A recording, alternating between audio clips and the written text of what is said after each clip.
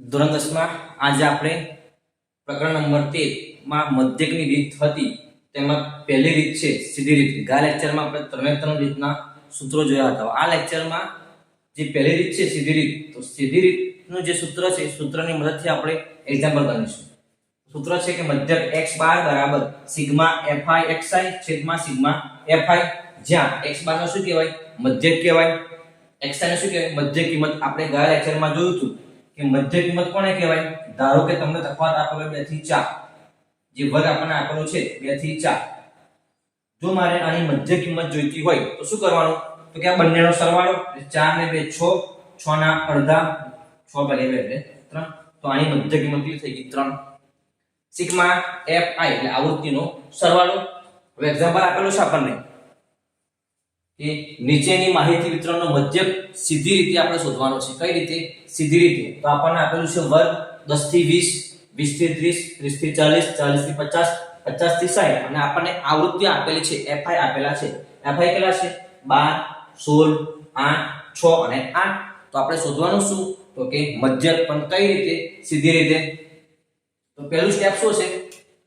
તો પહેલા સ્ટેપમાં આપણે શોધવાનું મધ્ય કિંમત। શું શોધવાનું? મધ્ય કિંમત એટલે કે xi, કેમ કે આપણે સૂત્રમાં xi ની જરૂર છે। તો મધ્ય કિંમતમાં શું હોય? મેં તમને પહેલા જ કીધું, જો તમને જે વર્ગ આપેલા હોય એ વર્ગમાં ઉર્ધ્વ સીમા અને અધર સીમાનો સરવાળો, તો 20 ને 10 30, 30 ભાગ્યા 2 એટલે કે 15। ઓકે, શું કર્યું મેં કે 20 + 10, આ વર્ગ છે આપણો 10 થી 20, તો એમાં ઉર્ધ્વ સીમા આને શું કહેવાય? અધર સીમા। આપણે ગયા લેક્ચરમાં ભણ્યા છે, અને આનું શું કહેવાય? તો કે ઉર્ધ્વ સીમા। તો બંનેનો સરવાળો, તો 10 અને 20, 30, 30 ના અડધા એટલે 15। હવે વારંવાર આપણે મધ્ય કિંમતમાં ભાગાકાર અડધા કરવાની જરૂર છે નહીં। હવે જોવાનું કે તફાવત કેટલો હશે? 10, 20, 30, 40, 50, એટલે કે બંને વચ્ચે 10 10 નો તફાવત છે। કેટલો તફાવત છે? 10 10 નો, આમાં 10 ઉમેરીએ, 15 ને 10 25, 25 ને 10 35, 35 ને 10 45, 45 ને 10 55।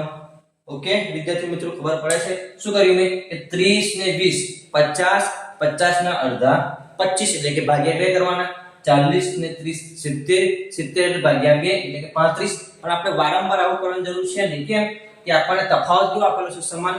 10 છે, 10 માં કેટલા ઉમેરીએ તો 20 થાય, 10, 20 માં 10 ઉમેરીએ તો 30, 30 માં 10 ઉમેરીએ 40, 40 માં 10 એડ કરી દો 50। તો આપણે ખાલી એક જ મધ્ય કિંમત શોધવાની। કેટલી? પહેલાની કે 20 ને 10 30, 30 ના અડધા 15, પછી 15 માં કેટલા કરવાના? 10 10 ઉમેરવાના 25, પછી 35, પછી 45, પછી 55। આવી ગયું? તો આપણને મધ્ય કિંમત મળી। હવે fi xi, હવે શું શોધવાનું આપણે?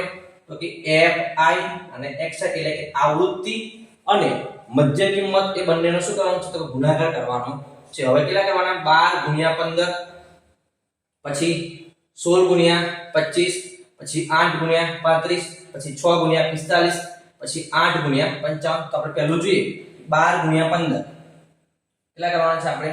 12 ગુણ્યા 15। ઓકે, 12 ગુણ્યા 15, 0 2 એકા 2, 1 એકા 1, 5 2 10 0, વધી પડી 5 એકા 5 ને 1 6।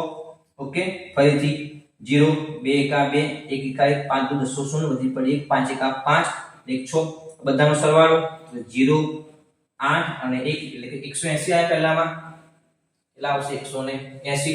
હવે છે 16 ગુણ્યા 25, હવે કેટલા કરવાના આપણે? 16 ગુણ્યા 25, તો 16 ગુણ્યા 25। ઓકે, તો 0 6 દુ 12 2, વધી પડી 2 એકા 2 એટલે 3, 5 6 30 0, વધી પડી 3, 5 એકા 5 ને 3 8, 0 8 ને 10 0, વધી પડી 1 3 ને 1 4, તો કેટલા આયા હવે? 400। હવે 8 ગુણ્યા 35 કરવાના છે। કેટલા? 35 ગુણ્યા 8, 8 5 40 0, વધી પડી 4, 3 8 24, 24 ને 4 28, કેટલા મળશે? 280। ઓકે, 8 5 40 0, વધી પડી 4, 3 8 24, અને 4 28. હવે કોણ રહ્યું તો કે આ રહ્યા 6 ગુણ્યા 45 એટલે 45 ગુણ્યા 6 6 પંચા 300 વધી પડી 3 6 ચોક 24 24 ને 3 27 એટલે કે 270 કેટલા મળશે 270 લાસ્ટમાં છે 55 ગુણ્યા કેટલા કરવાના છે 8 તો કે 55 ગુણ્યા 8 8 પંચા 40 શૂન્ય વધી પડી 4 8 પંચા 40 40 ને 4 44 440 ઓકે ચાલો હવે અહીં શું આવશે સિગ્મા fi xi ઓકે જોઈએ શું સૂત્રમાં સિગ્મા fi xi અને અહીંયા છે સિગ્મા fi તો સિગ્મા fi શું કરવાનું બધાનો સરવાળો ચલો સરવાળો કરી નાખીએ 8 ના 16 ને 6 22 22 ને 6 28 ને 2 30 300 બધી પડી 3 3 ને 2 5 ઓકે શું કર્યું સરવાળો 6 ને 2 8 8 ને 8 16 16 ને 8 24 ને 6 300 વધી પડી 3 ને 2 5 હવાનો સરવાળો તો કે 0 પહેલા તો પછી 8 ને 8 16 16 ને 4 20 20 ને 7 2707 વધી પડી 2 2 ને 3 ને 4 7 7 ને 2 9 9 ને 2 11 11 ને 4 ઓકે 15 શું કરવાનું સરવાળો ઓકે પડે છે ખબર ચાલો ફરીથી શું પહેલા મધ્ય કિંમત શોધવાની મધ્ય કિંમતમાં શું હોય તો કે આ બંનેનો સરવાળો એટલે 20 ને 10 30 30 ના અડધા એટલે કે 15 પછી તફાવત કેટલાનો છે 10 10 નો તો બધામાં 10 10 ઉમેરવાના છે પછી બંનેનો ગુણાકાર કે fi અને xi કેમ કે આપણે સૂત્રમાં જોઈએ છે fi અને xi હવે સરવાળો કરી નાખો બધાનો તો કેટલા આવી ગયા 1570 હવે સૂત્ર તો કે મધ્યક x બાર બરાબર સિગ્મા fi xi છેદમાં સિગ્મા fi માટે x બાર બરાબર સિગ્મા fi xi કેટલા આવી ગયા 1570 ભાગ્યા સિગ્મા fi કેટલા છે તો કે 50 માટે x બાર બરાબર 0 ગયા 0 ગયા રાણા કેટલા 157 ભાગ્યા 5 તો કરના કેટલું 3 ભાગ્યા 5 157 ભાગ્યા 5 5 કરી 15 ઓકે